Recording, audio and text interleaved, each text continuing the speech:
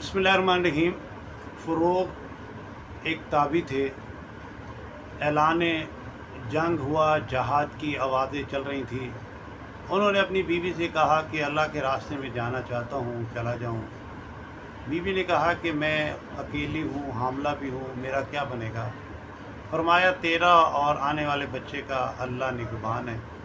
30,000 दिरहम दिए कि ये खर्च रख ले, अल्लाह वारिस है, मैं अल्लाह के रास्ते में जा रहा हूँ। चले गए। बीवी इंतज़ार करती रही, रात दिन गुज़रते रहे, सुबह शाम, सर्दियाँ गर्मियाँ गुज़रती रहीं। 10 साल, 20 साल, 25 साल, 27 साल, 30 साल गुज़र गए, लेकिन फ़रोग़ ना आया। एक दिन एक बूढ़ा आदमी मदीना मुनव्वरा में घोड़े में दाखिल हुआ, घोड़े पर बैठा दाखिल हुआ और मदीना की गलियों में चला जा रहा था। सोच रहा था कि मुझे कोई पहचानेगा भी या नहीं पहचानेगा, मेरा घर भी होगा या गिर गया होगा या बिक गया होगा, मेरी बीवी भी ज़िंदा होगी या नहीं होगी, बेटे का क्या हाल है, क्या होगा। ये सोचते सोचते अपने घर के सामने पहुँचे तो घर को पहचान लिया और घर के अंदर दाखिल हुए। घोड़े की आवाज़ और हथियारों की आवाज़ सुनकर नौजवान जागा, रबिया बिन फ़रोग़। उसे क्या पता ये मेरा बाप है। उसने उसको दबोचा और कहा कि तुम्हें शर्म नहीं आती, बूढ़े होकर बिना इजाज़त किसी के घर में दाखिल हो रहे हो। मैं तुम्हें काजी के पास लेकर चलता हूँ, वो तुम्हें सज़ा देगा।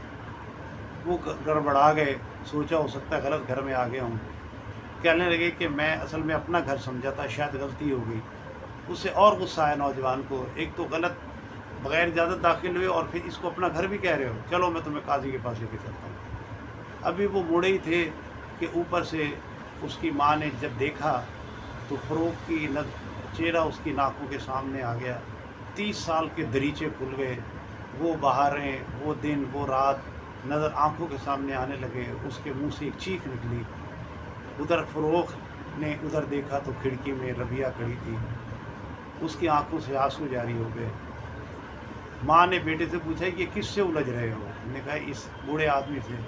माँ ने कहा अरे ये तेरा बाप है, जिसका इंतज़ार करते करते मैं बूढ़ी हो गई और मैं आज तक इसका इंतज़ार कर रही हूँ।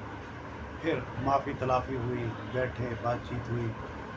फ़रोग़ फजर के लिए उठे, पूछा रबिया कहाँ है। माँ ने कहा वो अज़ान से पहले चला जाता है। फ़रोग़ मस्जिद नबवी गए, नमाज हो चुकी थी, अपनी नमाज़ पढ़ी और फिर उन दिनों रोज़ा रसूल मस्जिद से बाहर की हदूद में था। सलात व सलाम के लिए वहाँ हाज़िर हुए।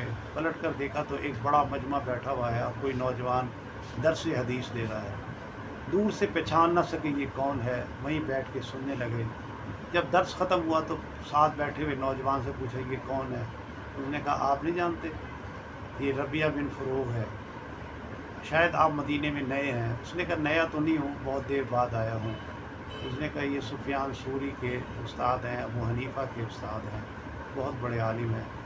बड़ी खुशी हुई कि मैं अगर अल्लाह के रास्ते में गया और अल्लाह के दीन की खातिर 30 साल घर ना आया तो अल्लाह ने मेरी बीवी की भी हिफाजत की और बच्चे की न सिर्फ हिफाजत की, उसको हदीस का आलिम बना दिया। वाकई अल्लाह अगर जिसको पकड़े तो उसे दीन पर खड़ा कर देता है। वाक़िर दावाना।